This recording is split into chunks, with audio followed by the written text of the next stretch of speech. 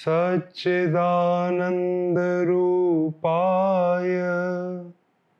विश्वोत्पत्त्यादिहेतवे तापत्रयविनाशाय श्रीकृष्णाय वयं नमः। श्रीकृष्णाय वयं नमः। नमस्कार। तो आज उत्सव का दिन है। आज जन्माष्टमी है। सम्मानीय देवी और सज्जनों, हमारे इस भारत की भूमि पर इतने ऋषि मुनि महात्मा सिद्ध जति सती, इतने फकीर पैगंबर हुए हैं कि हमारे भारत की भूमि को देव भूमि भी कहा जाता है। ये देवताओं की भूमि है, ये ऋषि मुनियों की धरती। पर इन सबके बीच कुछ चरित्र ऐसे भी हुए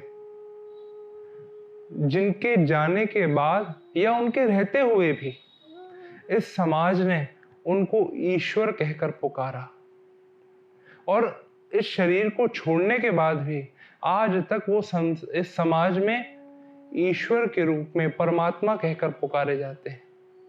नाम बहुत सारे हैं, पर प्रमुख रूप से दो नाम ऐसे हैं जिनको हम भारतीय संस्कृति के दो मूल स्तंभ कह सकते हैं।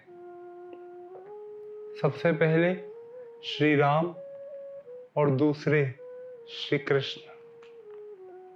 श्री राम वो हैं जिन्होंने सांसारिक मर्यादाओं का पालन करते हुए एक श्रेष्ठ जीवन जिया, और एक श्रेष्ठ जीवन जीकर इंसान को मनुष्य से ईश्वर बनने तक की यात्रा कैसे तय की जाए इसका उपाय बताया।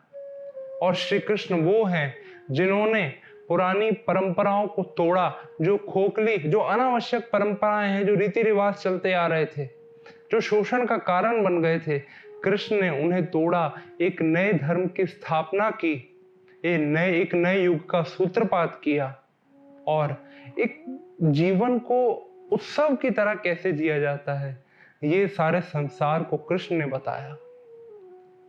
वैसे इन दोनों देवताओं में कोई मूल भेद नहीं माना गया।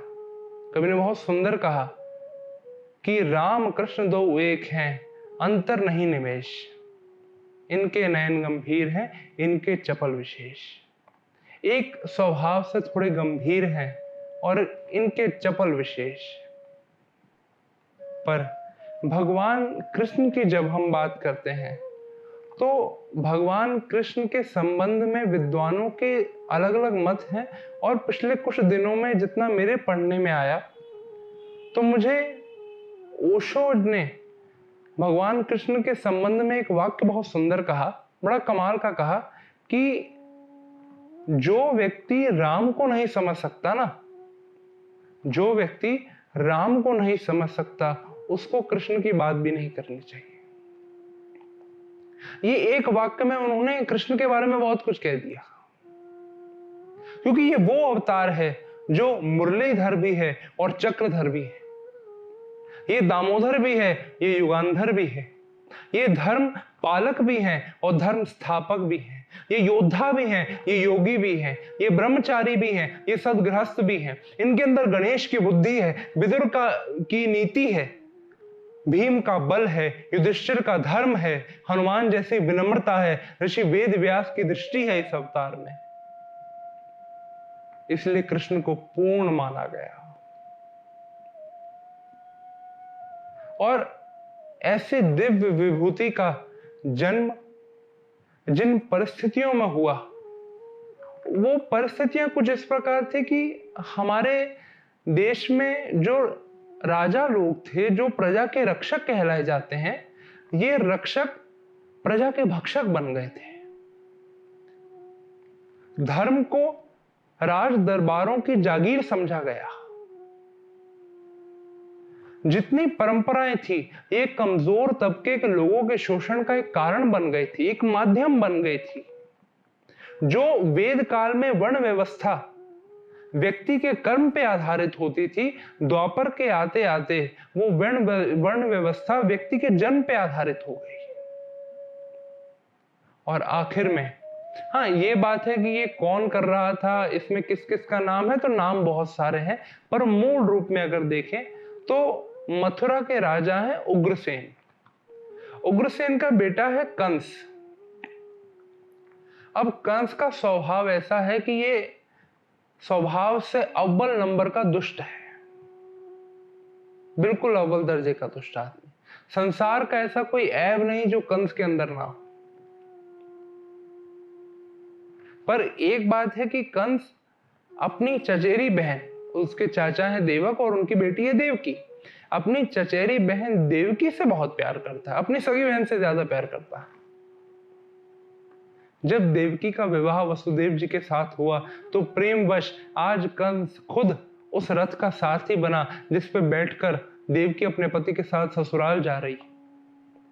जब ये छोड़ने जा रहा है तो रास्ते में आकाशवाणी होती है, कथा आप सबने सुनी होगी कि आकाशवाणी कंस को सचेत करती है कि हे मूर्ख कंस, जिस बहन को तू इतने प्यार के साथ विदा कर रहा है, तेरी इसी बहन के 8वें गर्भ से तेरे मृत्यु का जन्म होगा, एक ऐसे बालक का जन्म होगा जो तेरी मृत्यु का कारण बनेगा। बड़ी व्यवहारिक बात है कि हम किसी से कितना ही प्रेम करें, पर प्रेम की परीक्षा तो तभी होती है जब व्यक्ति के ऊपर संकट आता है। जब संकट नहीं है तब तो आपसे कोई भी प्रेम कर लेगा, तब तो आपके लिए सब अच्छे। पर आज जब कंस को ये आभास हुआ कि ये वही स्त्री है, अब उसके लिए वो बहन नहीं है, वो स्त्री बन गई, कि ये वही स्त्री है जिसकी 8वीं संतान मेरी मृत्यु का कारण बनेगी, तो तलवार निकाली, देवकी की ओर दौड़ा, ये सोचकर कि देवकी को ही मार दूंगा तो मैं तो संसार में अमर हो जाऊंगा, फिर मुझे मारने वाला ही पैदा नहीं होगा क्योंकि उसकी मां ही नहीं रहेगी। पर वसुदेव जी कंस को रोकते हैं और उसे समझाते हैं कि देख, एक तो ये तेरी बहन है और सबसे पहले ये एक स्त्री है, उसके बाद नव विवाहित है, देवकी को मार के तुझे क्या मिलेगा। वो नहीं मानता, पर फिर भी वसुदेव जी उसे ये वचन देते हैं कि तू देवकी को छोड़ दे, हमारी जो भी संतान होगी वो मैं स्वयं तुझे आके दे दूंगा, बस तू देवकी को छोड़ दे। समय बीता, 1 क्या 2 क्या 3 क्या देवी और सज्जनों, कंस ने क्रमशः एक एक करके देवकी के 6 नवजात शिशुओं की हत्या कर दी। जब पहले बालक को देखा था तो एक बार उसके मन में दया भाव आई, पर उसके मन में यह भी भाव आता है कि देवताओं का क्या भरोसा, कहा था 8वीं संतान मेरी मृत्यु का कारण बनेगी, अगर ये गिनती उल्टी कर ले तो इसीलिए पहले से ही मन में भय ऐसा है कि पहले से लेके 6वीं संतान तक कंस ने सारे बच्चों की निर्मम हत्या कर दी। समय नजदीक आया, अब 7वां गर्भ देवकी ने धारण किया। भगवान की आज्ञा से योग माया प्रकट होती हैं और देवकी के गर्भ में जो बालक है उस गर्भ को वसुदेव जी की दूसरी पत्नी रोहिणी जी, जो इस समय नंद बाबा के यहां गोकुल में है, ये उस गर्भ को जाके रोहिणी जी के पेट में स्थित कर देती और रोहिणी जी के गर्भ से जिस बालक का जन्म हुआ यही संसार में बलराम जी कहलाए। तो 7वें बालक का तो जन्म हो गया, अब बारी है 8वें बालक की। समय नजदीक आया, भगवान ने देवकी और वसुदेव को एक बार कारागृह में दर्शन भी दिए और अब भाद्रपद के कृष्ण पक्ष की अष्टमी को रोहिणी नक्षत्र में रात को 12 बजे कारा की कारी कोठरी में देखो आज पधारे जगन्नाथ जी। कंस के उस कारागृह में भगवान का अवतरण हुआ। भगवान के अवतरण की आपको बहुत सारी बधाई हो। भगवान की रक्षा करनी है, इसीलिए वसुदेव जी उस बालक को लेकर गोकुल की ओर चल पड़े। गोकुल में रात्रि का समय है। नंद बाबा के यहाँ यशोदा जी के गर्भ से एक पुत्री ने जन्म लिया है और नंद बाबा के यहाँ भगवान को छोड़कर और उनसे वो पुत्री लेकर वसुदेव जी वापस आए। और जब कंस को पता चला कि पुत्री हुई है, कंस ने उस पुत्री को भी मारना चाहा। ज्यों उस बेटी को उठा के शिला पे पटकने लगा तो योग माया प्रकट हुई। उन्होंने अपना स्वरूप दिखाया और कंस से कहा कि जा कंस, जिस मृत्यु से तुझे इतना भय लगता है, तुझे वो मृत्यु देने वाला अब जन्म ले चुका है, अपनी रक्षा कर सकता है तो कर ले।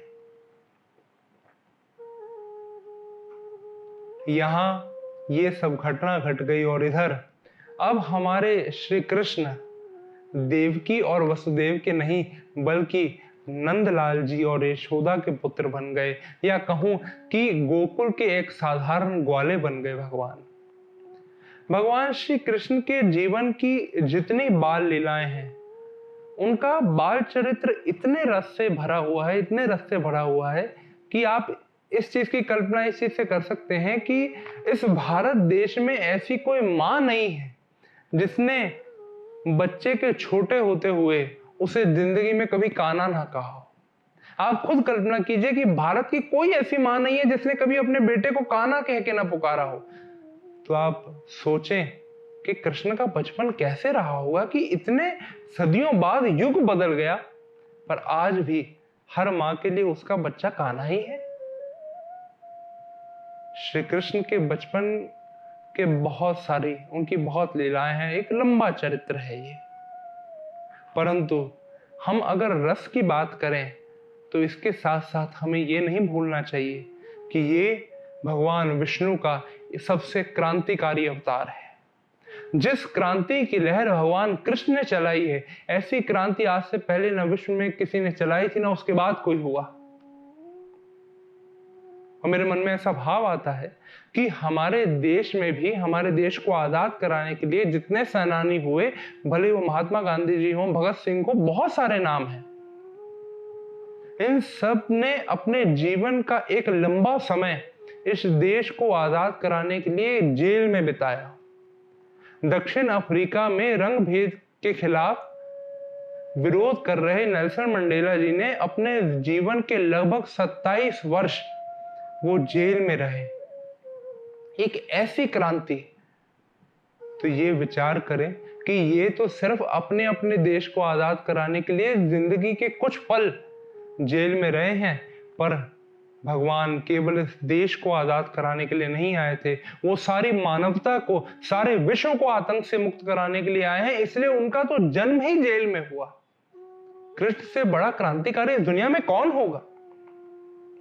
और जब हम बाल लीलाओं की बात करें तो 2 घटनाएं ऐसी हैं जिन्होंने भगवान को 2 नए नाम भी दिए और बचपन में ही भगवान ने क्रांति की लहर समाज में चला दी। एक नाम भगवान का है माखन चोर। हम सब जानते हैं, सब पुकारते हैं उन्हें माखन चोर कह के। तो विद्वानों के, आध्यात्मिक पुरुषों के अलग अलग मत हैं कि भगवान गोपियों के यहाँ या गोकुल के हर घर में माखन क्यों चुराते थे। पर अगर हम इसका व्यवहारिक पक्ष देखें तो बड़ा सुंदर है कि गोकुल निवासी जितने हैं, ये सब कंस को दूध, मक्खन और छाछ इन सब के रूप में कर दिया करते थे। वो धन के रूप में भी उनसे कर लेता था और इस रूप में भी कर लेता था। तो भगवान ने एक प्रश्न खड़ा किया कि गौ माता की सेवा हम करें, उन्हें चारा हम डालें, उनका सारा लालन पालन हम करें, बछड़ों को हम चराने लेके जाएं, और कर कौन लेगा? वो राजा जो धन से अलग से कर लेता है और ऊपर से माखन, दूध, दही इन सब के रूप में अलग से कर लेता। और ऐसा नहीं है कि इस कर से जो ये दूध दही मथुरा में जा रहा है, इससे वो कोई मथुरा निवासियों की, यहाँ वहां के जो दरिद्र लोग हैं, भूखे लोग हैं, उनका पेट भरता हो। वो उसके राजमहलों में तो ये दूध दही पानी की तरह बहा दिया जाता। उसकी रानियां इस दूध दही के साथ स्नान करती। भगवान ने क्रांति की स्थापना की, एक क्रांति की लहर चलाई कि नहीं, या तो ये तुम खा लो या तो मैं मटकी फोड़ दूंगा, पर कंस तक नहीं पहुंचने दूंगा। भगवान ने समाज को ये बताया कि जब आपकी आंखों के सामने कोई अन्याय हो रहा हो, कुछ गलत हो रहा हो, तो उसके खिलाफ आवाज उठाइए, सक्रिय बनिए, चुप्पी मत साधिए। ये कृष्ण सिखाते हैं। एक नाम भगवान का है गिरधारी। भगवान ने गोवर्धन को धारण किया। सारे ब्रजवासी मिलकर भगवान इंद्र की पूजा करने लगते हैं। प्रसंग आप सब जानते हैं। भगवान ने उन्हें रोका, पूछा कि इंद्र की पूजा क्यों? क्योंकि ये हमें जल देते हैं, ये वर्षा करते हैं। तो वर्षा करना तो इंद्र का कर्तव्य है। अगर आप पूजा नहीं करेंगे तो क्या वो अपने कर्तव्य का पालन नहीं करेंगे? और ये कैसी पूजा जो भाव से कम और भय से ज्यादा हो रही हो? भय से कभी पूजा नहीं होती, पूजा तो भाव से होती है। और अगर पूजा करनी ही है, भगवान ने सबको ये संदेश दिया, तो ये इस गोवर्धन की कीजिए। क्योंकि अगर ये प्रकृति ही नहीं होगी, ये पेड़ पौधे ही नहीं होंगे, गोवर्धन हमें कितना कुछ देते हैं। और सिर्फ हमें नहीं, कितने जानवर, कितने जीव जंतु गोवर्धन के ऊपर निवास करते हैं। उन सब का पोषण करने वाले गोवर्धन हैं। इसीलिए पूजा हमें गोवर्धन की करनी चाहिए। जब भगवान ने गोवर्धन की पूजा की, इंद्र का प्रकोप बरसा, ऐसी बरसात हुई व्रज में कि जैसे बाढ़ आ गई हो। और उस समय 7 वर्ष के कृष्ण ने 7 दिन तक 7 कोस के परिक्रमा वाले गोवर्धन को अपनी कनिष्ठिका पर धारण करके व्रजवासियों की रक्षा की। पर सबको ये जरूर बता दिया कि इस संसार में अगर सबसे पहले कोई पूजनीय है तो वो हमारी प्रकृति है। वो आज भी देखिए ना, हम पिछले कुछ विगत वर्षों से मैं देख रहा हूं कि हर साल 5 जून को हम वर्ल्ड एनवायरनमेंट डे मनाते हैं, विश्व पर्यावरण दिवस। तो ये क्या हम आज से मनाना शुरू हुए? इसकी नींव उस समय द्वापर युग में श्री कृष्ण ने रखी कि अगर आप पर्यावरण की पूजा करना यानी पर्यावरण का सम्मान करना। कृष्ण हमें सचेत करते हैं कि इस बात का ध्यान रखें कि सिर्फ ये कह देना कि ये धरती मेरी मां है, गंगा की आरती उतार लेना, नर्मदा स्तोत्र पढ़ लेना, तो दीय पाद पंकजम नमामि देवी नर्मदे, सिर्फ इतना कह देने से क्या हम प्रकृति की पूजा कर लेंगे? मैं आप सबसे ये निवेदन करूं कि जब समय बदलता है, परिस्थितियां बदलती हैं, तो उसके साथ साथ हमारे भाव व्यक्त करने का ढंग भी बदलना चाहिए। भाव नहीं बदलना चाहिए, भाव व्यक्त करने का ढंग बदलना चाहिए। आज जब हम किसी शिवालय में भगवान शंकर का अभिषेक करते हैं, तो कोई विशेष अभिषेक, कोई विशेष अनुष्ठान हो रहा हो तो बात अलग है, परंतु रोज जाके 3-3, 4-4 पैकेट हम उनके ऊपर दूध चढ़ा दें, हम कहें मेरा भाव, मैं तो दान भी करता हूं, पर अब वो परिस्थितियां नहीं रही। हमें देखना होगा कि देश में, हमारे समाज में कितने ऐसे भूखे लोग हैं जिन तक, जो कुपोषण के शिकार हैं, जिन तक अच्छा खाना नहीं पहुंच रहा। मैंने कहा ना कि भाव को मत बदलिए। हम पता चले कि होलिका दहन के नाम पे एक पूरा पेड़ काट के ले आए, ये सब चीजें करिए, पर ये प्रतीक रूप में होनी चाहिए। शिवलिंग पे दूध चढ़ाइए, पर 3-4 पैकेट की जरूरत नहीं है, थोड़ा सा भी चढ़ सकता है। अगर आपका मन शुद्ध है तो, अगर आपका भाव सच्चा है तो थोड़ी सी लकड़ी लेकर भी आप होलिका जला सकते हैं। रही बात नदियों की, आप खुद कल्पना कीजिए। जितने मेरे वरिष्ठ लोग सुन रहे हैं, मैं उन सबसे निवेदन करूं कि आप अपने बच्चों को सिर्फ और सिर्फ क्या पैसा देना चाहते हैं? ऐसा ना करें। हमारी नदियां,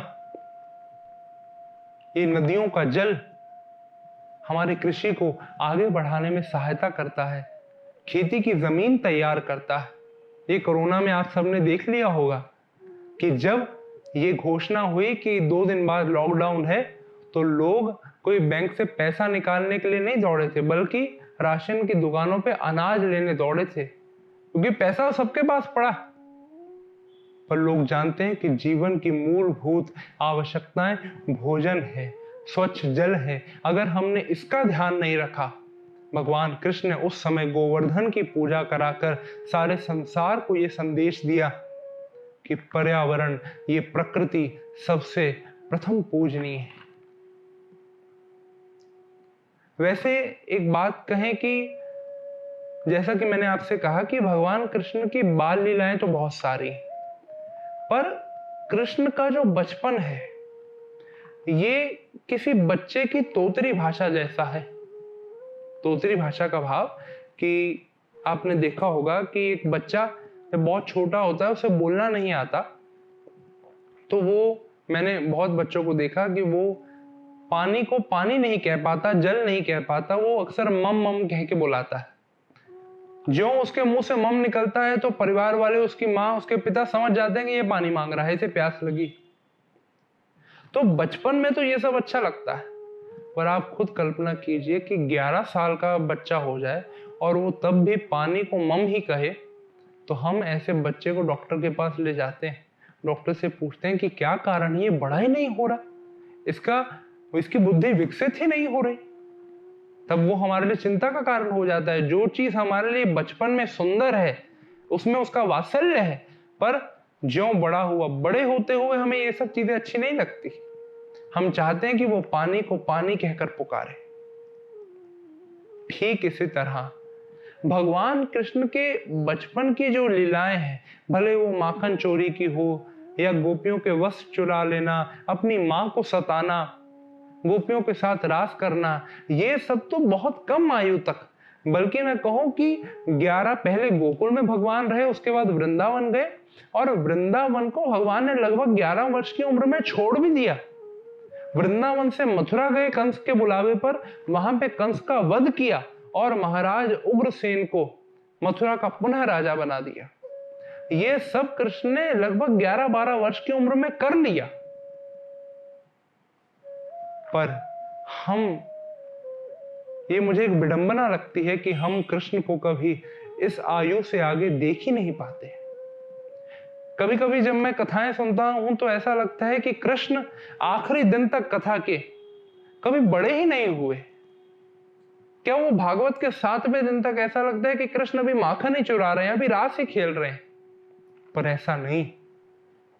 कृष्ण का एक स्वरूप द्वारकाधीश का भी है, जहां पे उन्होंने यादव के सारे समाज को ले जाकर द्वारका नगरी बसाई और वहां पे जाके सारे यादवों को स्थापित किया। कृष्ण का एक स्वरूप वो भी है जहां वो द्रौपदी के गोविंद है। कृष्ण का एक स्वरूप वो भी है जहां वो अर्जुन के माधव हैं और जहां वो अर्जुन के रथ के सारथी बनकर महाभारत जैसे महायुद्ध में, महासमर में एक प्रमुख भूमिका अदा करते हैं। कृष्ण का एक स्वरूप एक श्रेष्ठ राजनीतिज्ञ का भी है, जिनकी नीतियों के आगे शकुनी की हर चाल फीकी पड़ती। मैंने कृष्ण को बहुत ज्यादा तो नहीं पढ़ा, परंतु श्रद्धेय गुरु जी के मुख से जितना कुछ सुनने को मिला, तो मेरे मन में एक भाव तो बैठ गया कि कृष्ण जैसा गतिशील व्यक्ति, कृष्ण जैसा डायनेमिक और अनप्रेडिक्टेबल चरित्र इस संसार में न कभी हुआ है न कभी होगा। ये व्यक्ति कब क्या कर दे इसका अंदाजा कोई नहीं लगा सकता। और आनंद की बात देखिए कि ये वो देवता है जिसकी पूजा सर्वाधिक रूप से इस देश में की जाती है, परंतु सर्वाधिक विवादास्पद देवता भी यही। सबसे ज्यादा विवाद भी कृष्ण को लेकर है, और उसका मूल कारण ये है क्योंकि जब जब हम कृष्ण के चरित्र में ये देखेंगे कि इन्होंने क्या किया और कब किया, तो व्यक्ति निश्चित रूप से भ्रमित होगा। पर अगर हम क्या किया और कब किया के साथ साथ क्यों किया, अगर हमने ये क्यों को नहीं जोड़ा, तो कृष्ण को लेके गलत धारणाएं बनना ये बहुत स्वाभाविक है। अगर हम भगवान राम को देखें तो राम तो एक सांचे में ढले हुए हैं, कृष्ण एक सांचे में नहीं ढले। कृष्ण परिवर्तनशील है, ये पल पल पे बदलते हैं, और कृष्ण वो देव है जो परिवर्तन को स्वीकार भी करते हैं। कृष्ण रिजिड नहीं है कि बस एक संकल्प या कुछ विचारों से कृष्ण बंध गए कि बस मैं तो ऐसा ही हूं। कृष्ण का स्वभाव ऐसा नहीं है। देवी और सज्जनों, श्री कृष्ण का एक नाम रणछोड़ भी है, और वो रणछोड़ नाम क्यों पड़ा, उसके पीछे बहुत सुंदर प्रसंग है। इससे हम ये देख पाएंगे कि कृष्ण हमें जीवन में फ्लेक्सिबल होने का कितना सुंदर संदेश देते हैं। हम कहते हैं एक शब्द है ओपन माइंडेडनेस, कि विचारों से खुले रहो। उसका सही अर्थ क्या है ये कृष्ण सिखाते हैं। मगध देश का एक राजा है जरासंध। जरासंध कंस का ससुर भी। भगवान ने कंस का वध किया तो निश्चित रूप से जरासंध का कृष्ण के साथ एक वैर हो गया। जरासंध ने ना एक नहीं, दो नहीं, तीन नहीं, बल्कि 17 बार उन्होंने मथुरा पे आक्रमण किया और 17 बार भगवान ने बलराम जी के साथ मिलकर जरासंध को युद्ध में हराया। वो किसी विशेष कारण की वजह से, एक विशेष वरदान की वजह से मर नहीं सकता था, उसे मारा नहीं जा सकता था उस रूप में। तो भगवान ने 17 बार उसे युद्ध में हराया। पर भगवान आज विचार कर रहे हैं कि जरासंध का जो वैर है वो मेरे साथ है, यादवों के साथ नहीं। यादवों के साथ होता तो वो अपनी बेटी का विवाह कंस के साथ कैसे करा देता। तो जरासंध का जो वैर है वो कृष्ण के साथ है, यादवों के साथ नहीं है। इसलिए सिर्फ एक मेरे कारण अगर सारा यादव समाज संकट में आता है तो ये उचित नहीं। इसलिए भगवान सारे यादवों को लेकर वहां से चले गए। संसार ने उन्हें रण छोड़ कहा। श्रीमद् भागवत में एक और बहुत सुंदर प्रसंग आता है कि जरासंध ने 11,000 पंडितों को बिठाकर उनसे ये कहा कि आप अनुष्ठान कीजिए, मैं आज तक कृष्ण से हारता आया हूं, पर आप आज अनुष्ठान कीजिए। अगर मैं दोबारा युद्ध करने जा रहा हूं, अगर अब मैं कृष्ण से जीत गया तो आपको इतनी दान दक्षिणा दूंगा कि आपको जिंदगी में दोबारा किसी के दर पे मांगने की आवश्यकता नहीं पड़ेगी। पर अगर आज मैं हार गया तो आप सबको सूली पे चढ़ा दूंगा। जब भगवान को ये बात पता चली, भगवान ने अपने बड़े भाई से कहा कि दाऊ भैया, आज तो रण को छोड़ना ही पड़ेगा, आज तो हम भाग जाएं, इसी में भलाई। तो बलराम जी कहते हैं कि कृष्ण तो कैसी बातें करता है, अपना सुदर्शन निकाल। 17 बार जरासंध को युद्ध में हम हरा चुके हैं, और आज अगर एक बार फिर आ गया तो 18वीं बार भी सही। तू भागने की बात क्यों करता है? संसार तुझे क्या कहेगा? तेरे में सामर्थ्य है, तू एक वीर योद्धा है, तो भागना क्यों? संसार तुझे लांछन देगा कृष्ण। तो कृष्ण कहते हैं कि दाऊ भैया, आगे भी तो माखन चोर कहते हैं, अब रण छोड़ भी कह देंगे तो क्या, पर अगर नहीं गए आज तो अनर्थ हो जाएगा। कभी खुद विचार कीजिए कि रण की छोड़ने वाले की कभी जय होती है क्या? पर द्वारका में तो क्या जय बुलाई जाती है, राजा रण छोड़ राय की जय। क्योंकि समय की नजाकत को देखते हुए सही निर्णय लेना ये कृष्ण की खासियत है। और हम सबको सिखाते हैं कृष्ण कि अगर समय बदल गया तो आपके निर्णय भी बदल जाने चाहिए। एक और बहुत सुंदर प्रसंग मेरे मन में आता है कि जब कृष्ण के पास अर्जुन और दुर्योधन दोनों आए प्रस्ताव लेकर कि आप हमारे पक्ष से युद्ध कीजिए, तो कृष्ण ने वहां पे एक कंडीशन रख दी कि एक तरफ मेरी ये नारायणी सेना है, दूसरी तरफ मैं अकेला, और मैं भी ऐसा अकेला कि निहत्ता। भगवान ने प्रतिज्ञा ली कि मैं महाभारत के युद्ध में शस्त्र नहीं उठाऊंगा। अर्जुन ने भगवान कृष्ण को मांगा और दुर्योधन ने नारायणी सेना को। पर प्रसंग ऐसा बना कि जब भीष्म को यह बात पता चली कि कृष्ण ने प्रतिज्ञा ली है कि वो शस्त्र नहीं उठाएंगे, कहीं ना कहीं उस समय भीष्म ने मन ही मन ये प्रतिज्ञा ले ली कि आज जो हरहि शस्त्र न गहाऊं, आज जो हरहि शस्त्र न गहाऊं, तो लाज गंगा जल की मैं शांतनु सुत न कहाऊं। अगर मैंने भी केशव से युद्ध में शस्त्र नहीं उठवा लिए तो मैं भी शांतनु का पुत्र नहीं। आज वो दिन आया जब भीष्म ने अपना रुद्र रूप धारण किया, बाण के ऊपर बाण छोड़ते जा रहे हैं अर्जुन के ऊपर, और आज अर्जुन भीष्म के किसी भी बाण का उत्तर देने में असमर्थ है। कहीं ना कहीं उसके मन में मोह भी है।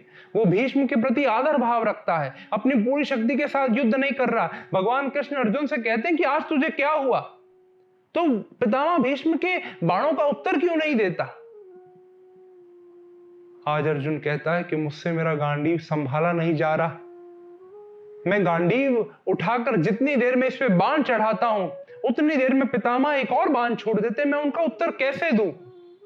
और जब कृष्ण को ऐसा लगा कि अगर अब भीष्म को न रोका गया तो अर्जुन के प्राण संकट में आ जाएंगे, तब भगवान उठे, एक टूटे हुए रथ का पहिया उठाया और भीष्म की ओर लेके दौड़ पड़े। ज्यों भगवान को अपनी ओर आते देखा कि आज भगवान ने जो प्रतिज्ञा ली थी कि मैं शस्त्र नहीं उठाऊंगा, भीष्म ने तुरंत अपना धनुष रख दिया, हाथ जोड़ के खड़े हो गए कि केशव, जब तुमने प्रतिज्ञा ली थी कि तुम शस्त्र नहीं उठाओगे, आज मैंने भी एक प्रतिज्ञा की थी कि तुमसे शस्त्र उठवाऊंगा। और तुम कैसे दयालु हो कि मेरी प्रतिज्ञा का मान रखने के लिए तुमने अपनी प्रतिज्ञा तोड़ दी।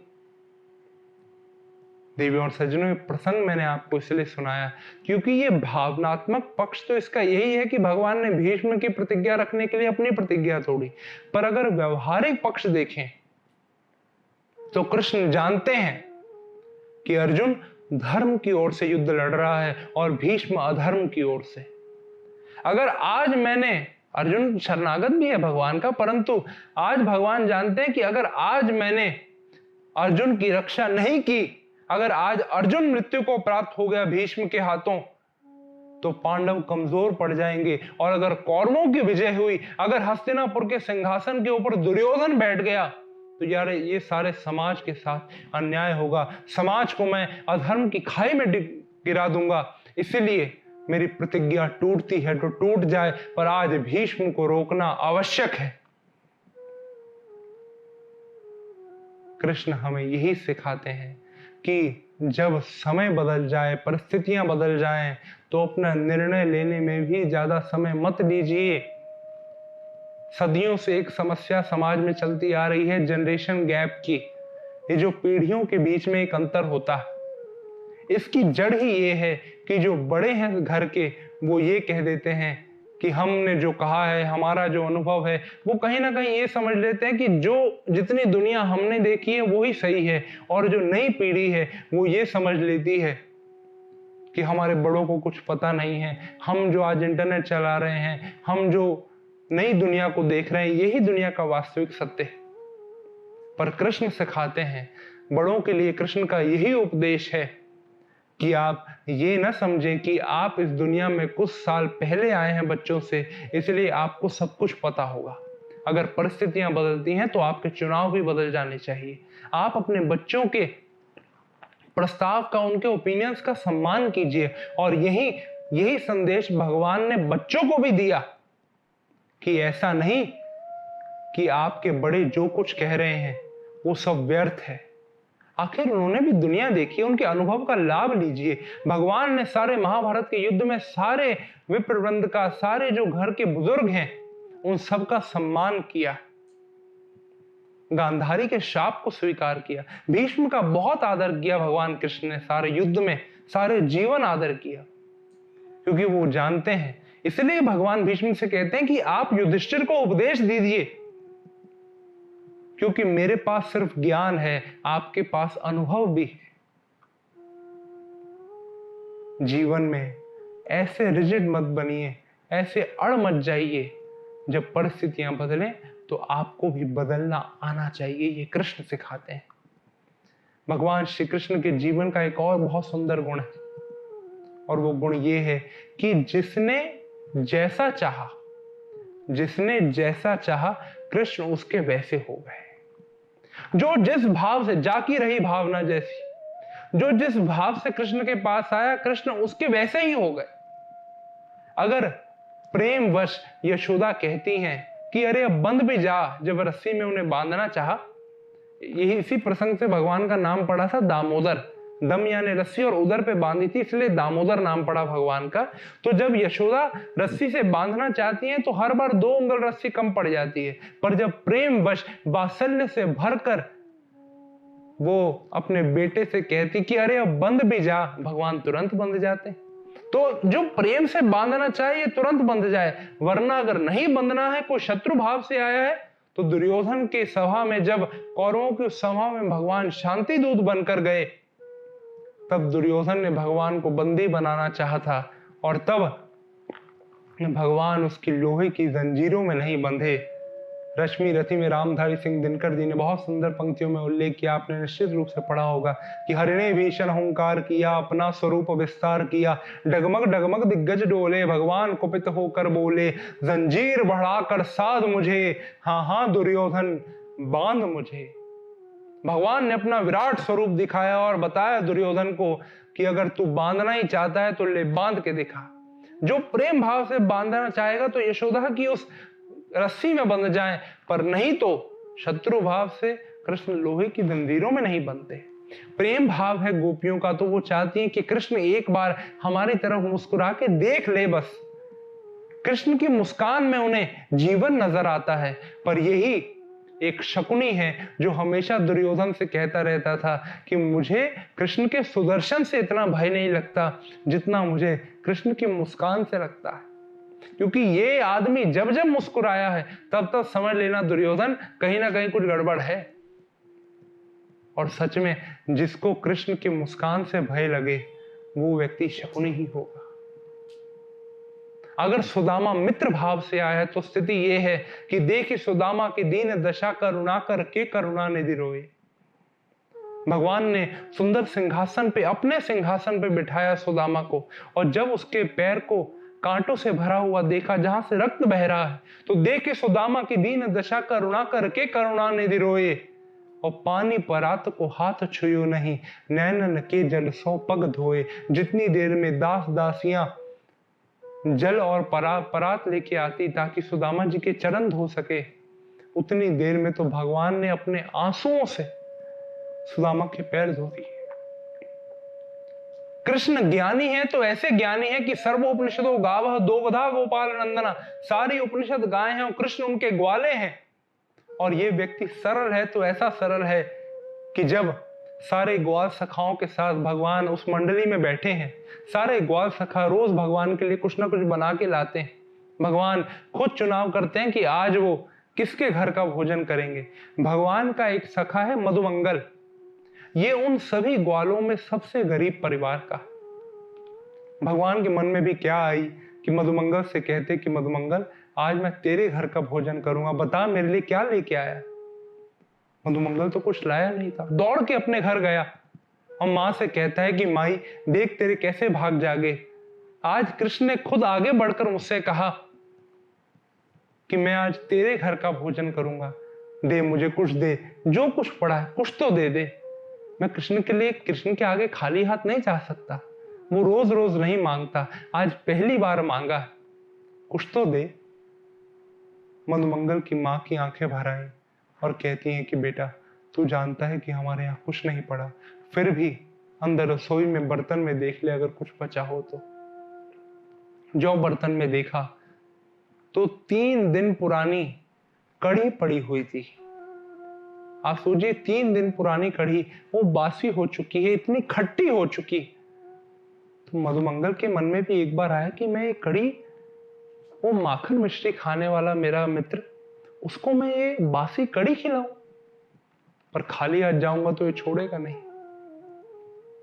एक कटोरे में वो कढ़ी लेकर मधुमंगल कृष्ण की ओर बढ़ा, थोड़ा पास पहुंचा और तब उसके मन में ये भाव आया कि नहीं नहीं ऐसा ना हो, ये कड़ी खाकर कृष्ण को कोई रोग लग जाए, वो वैसे भी माखन मिश्री खाने वाला है। एक काम करूंगा, कल मैं कुछ भिक्षा ले लूंगा, कुछ भिक्षा मांग कर ले आऊंगा और कृष्ण के लिए खीर बना लाऊंगा, पर मैं उसे कड़ी, ये खट्टी कड़ी नहीं खिला सकता। इतनी देर में भगवान के सभी मित्र कहने लगे कि ये कैसा मधुमंगल कहाँ गया, अभी तक कुछ लाया ही नहीं खाने को। भगवान ने ज्यों पीछे मुड़ के देखा तो दूर से उन्हें मधुमंगल आता हुआ नजर आ गया, पर वो आ नहीं रहा है, एक जगह खड़ा हो गया है। भगवान समझ गए कि ये मेरे पास नहीं आना चाहता, जो ये लाया है या तो ये मुझसे छुपा रहा है या ये मुझे देना नहीं चाहता। भगवान मधुमंगल की ओर दौड़े, ज्यों भगवान को अपनी ओर आते देखा इसने सोचा कि अगर कृष्ण ने ये कड़ी को देख लिया तो ये पिए बगैर मानेगा नहीं, इसलिए अब इसे फेंक भी नहीं सकता वरना मित्र नाराज हो जाएगा। मधुमंगल ने उस बर्तन को उठाया और गट गट करके खुद उस कड़ी को पी गया। और हम स्वाभाविक रूप से जब इतनी जल्दी इतनी घाई में वो पिएगा तो सारी कड़ी तो अंदर जाएगी नहीं, कुछ कड़ी उसके मुख से बाहर उसके गाल पर लग गई। जो भगवान ने देखा, भगवान ने कहा, अरे मेरी कड़ी खा गया, मेरी कड़ी खा गया। मधुमंगल कहता है कि कृष्ण तू ये कड़ी मत खा, ये खट्टी है। भगवान ने कहा कि मैंने प्रण लिया है कि आज तो तेरे घर का ही भोजन करूंगा। और आप सरलता देखिए कृष्ण की कि जो उसके गाल पे कड़ी लगी हुई थी, कृष्ण अपनी जीभ से उस कड़ी को चाट के खाते। कोई कल्पना कर सकता है ये वही कृष्ण है जिन्होंने सारे संसार के आध्यात्म का निचोड़ गीता के रूप में अर्जुन के आगे रखा है। इतने सहज, इतने सरल। बस बात यह है कि जो जिस भाव से कृष्ण का हुआ, या ये कहूं कि कृष्ण वो देव हैं जिनके ऊपर जिसने अपना अधिकार मान लिया, उसका अधिकार कृष्ण ने अपने ऊपर स्वीकार कर लिया। सम्मानीय देवियों और सज्जनों, श्री कृष्ण नारायण के एक ऐसे अवतार हैं जिन्होंने अपना सारा जीवन समाज को समर्पित किया। कृष्ण सारा जीवन समाज के लिए जिए हैं, परंतु विशेष बात यह है कि वो समाज के लिए तो जिए पर समाज के अनुसार कभी नहीं जिए। कृष्ण लोगों के लिए जिए हैं, लोगों के हिसाब से कभी नहीं जिए। भौमासुर नाम के एक राक्षस ने 16,100 राजकुमारियों को बंदी बना लिया था और वो रोज उनका शोषण करता था। जब कृष्ण को पता चला, उन्होंने भौमासुर के साथ युद्ध किया, उसे युद्ध में पराजित किया और उन 16,100 रानियों को आजाद कराया। कृष्ण के मन में एक बात आई कि अब इन 16,100 स्त्रियों को अपनाएगा कौन? जो भौमासुर की बंदी हो, जिनका भौमासुर ने शोषण किया हो, उनको समाज इतनी सरलता से नहीं अपनाता। स्त्रियों की स्थिति में गुण गाने वाले लोग बहुत हैं, परंतु किसी शोषित स्त्री को अपनाना, उसके लिए जो दिल चाहिए साहब, ये समाज में हर किसी के पास नहीं होता। वो स्त्रियां भी कृष्ण से पूछती हैं, आज हम किसके द्वार जाएं? कम से कम भौमासुर के पास थी तो एक पुरुष के पास तो थी। आज न हमसे कोई विवाह करेगा। कृष्ण भी सोचते हैं कि ये स्त्रियां समाज में अगर बिना विवाह के रहेंगी तो समाज में विकृति फैलेगी। आप खुद कल्पना कीजिए, अगर इन्हें कोई अपनाएगा नहीं तो कहीं ना कहीं ये वैश्या बन के रह जाएंगी समाज की। लोग इनके ऊपर कैसे कैसे लांछन लगाएंगे। और तब कृष्ण ने अपनी आंखें बंद की और निर्णय लिया कि अगर आप सब स्वीकृति दें तो आप सबको मैं अपनी पत्नी के रूप में स्वीकार करता हूं। जिन स्त्रियों को समाज अपशब्द कहने वाला था, वो सब अब कृष्ण की पत्नी बनकर द्वारका की महारानियां हो गई हैं, समाज में आदरणीय हो गई हैं, सम्माननीय हो गई हैं, पूजनीय हो गई। ये कृष्ण है साहब। कृष्ण वो नहीं है जो समाज के अनुसार चले हों। अगर देखा जाए तो शायद समाज की परंपराएं और रीति रिवाजों के अनुसार से कृष्ण ने गलत किया हो, परंतु समाज में विकृति ना फैले इसलिए कृष्ण ने जो किया। एक विद्वान ने कृष्ण के लिए बहुत सुंदर कहा कि कृष्ण के झूठ से बड़ा इस संसार में कोई सच नहीं है और कृष्ण के छल से बड़ा इस संसार में कोई पुण्य नहीं। आप कृष्ण के जीवन को अगर पास से देखें, इस व्यक्ति के ऊपर किसने दोष नहीं लगाया, बल्कि मैं कहूं कि आज तक दबी जुबान में लोग महाभारत के होने का जो श्रेय है ये सारा कृष्ण को देते हैं, कि ये सारा दोष कृष्ण पे लगाया जाता है कि कृष्ण के कारण महाभारत हुई। देवियों और सज्जनों, ये वो कृष्ण है, ये वो युग पुरुष हैं जिनके अंतिम समय में स्थिति ये बनी कि एक व्याध के तीर ने भगवान के पैर के अंगूठे को छेद दिया। आज भी दबी जुबान में लोग कृष्ण के चारित्र के ऊपर उंगली उठाते हैं। कल्पना कीजिए, ये व्यक्ति कभी डिप्रेस नहीं हुआ, कभी अवसाद में नहीं गया, कभी उदास नहीं हुआ। चेहरे पे जीवन जन्म से लेके अपने जीवन के अंतिम क्षणों तक भगवान के चेहरे पे मुस्कुराहट रही। मैं अपने युवान भाई बहनों से पूछना चाहता हूँ, आज जब मैं 16, 17, 18 साल के बच्चों को सुसाइड की उनकी खबरें पढ़ता हूँ, उनकी आत्महत्या की खबरें सुनता हूँ, तो मन में यह सवाल उठता है। आप कृष्ण के जीवन को देखिए और अपने आप से तुलना कीजिए कि अभी आपने ऐसा कौन सा संघर्ष देख लिया जीवन का, अभी आपको ऐसा कौन सा कष्ट आ गया। माता पिता ने कुछ कह दिया, समाज के 4 लोगों ने कुछ कह दिया, फेसबुक, इंस्टाग्राम, व्हाट्सएप, इनके ऊपर लोगों के कुछ विचार पढ़ लिए आपने, आपके किसी तस्वीर के ऊपर किसी ने कुछ गलत कमेंट्स कर दिए, और इन सब चीजों को देखकर आप इतने नेगेटिव हो गए कि आपने आत्महत्या करना स्वीकार कर लिया।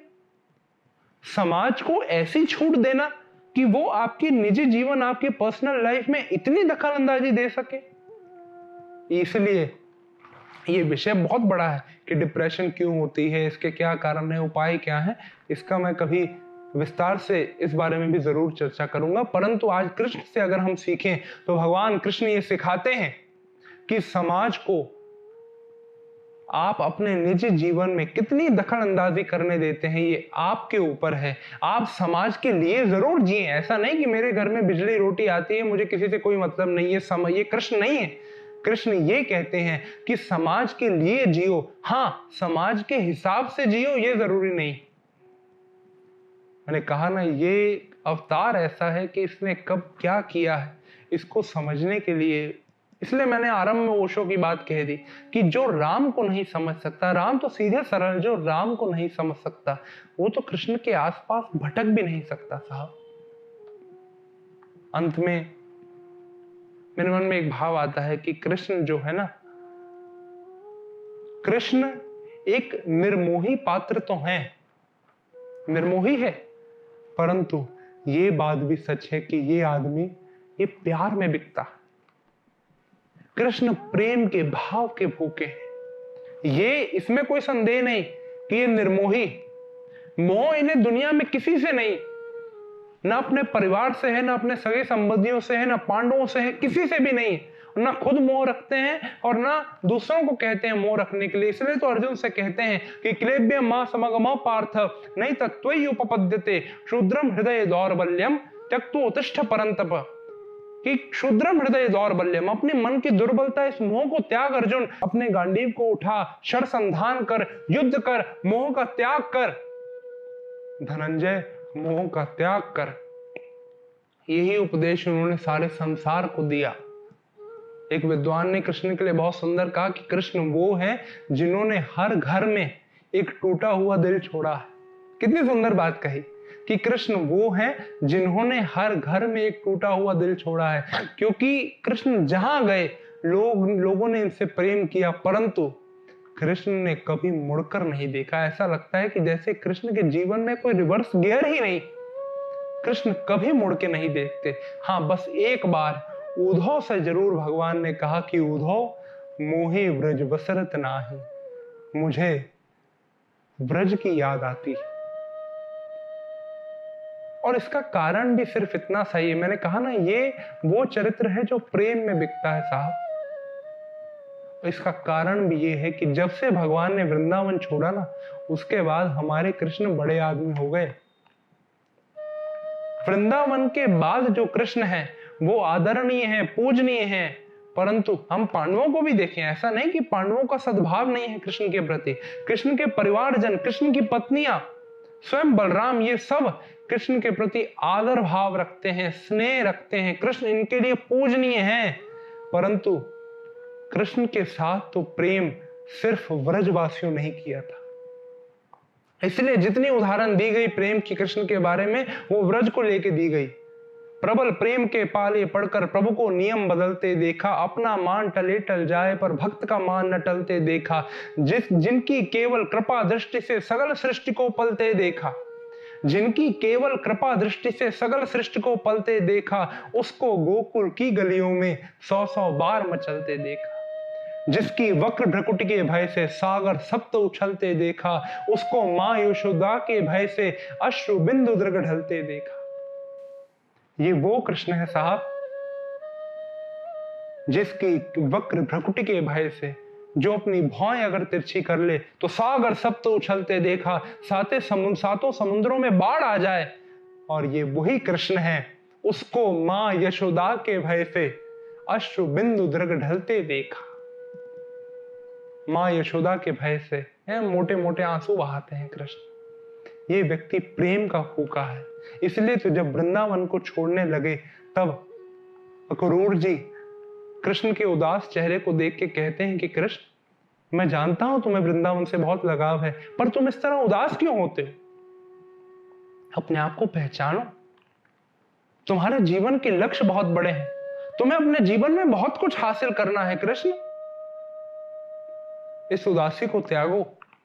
और तब केशव के चेहरे पे हल्की सी मुस्कान आई और उन्होंने अक्रूर जी से एक बात कही कि काका, मैं नहीं जानता कि मुझे क्या हासिल करना है और क्या नहीं, पर मैं इतना जानता हूं कि आज जो कृष्ण ने खोया है ना, ये इसे जीवन में दोबारा नहीं मिलेगा।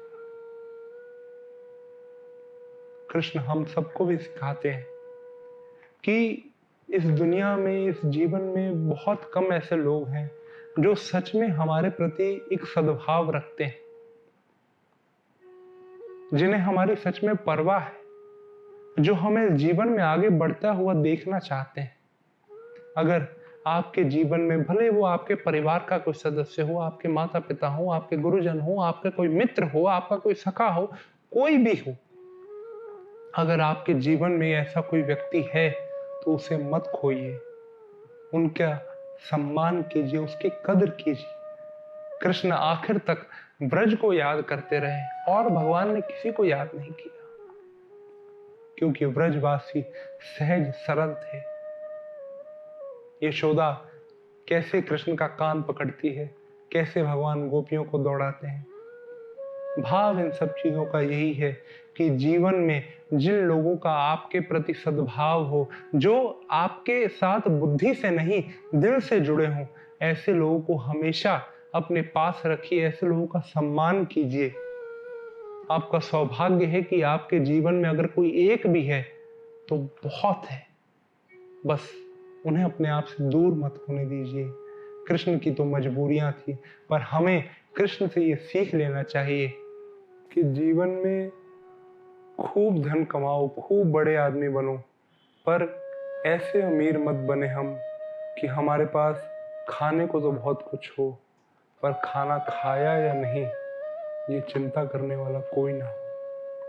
इसलिए सबको प्रेम करें और जो आपके प्रति सद्भाव रखें उनका सम्मान करें देवी और सज्जनों।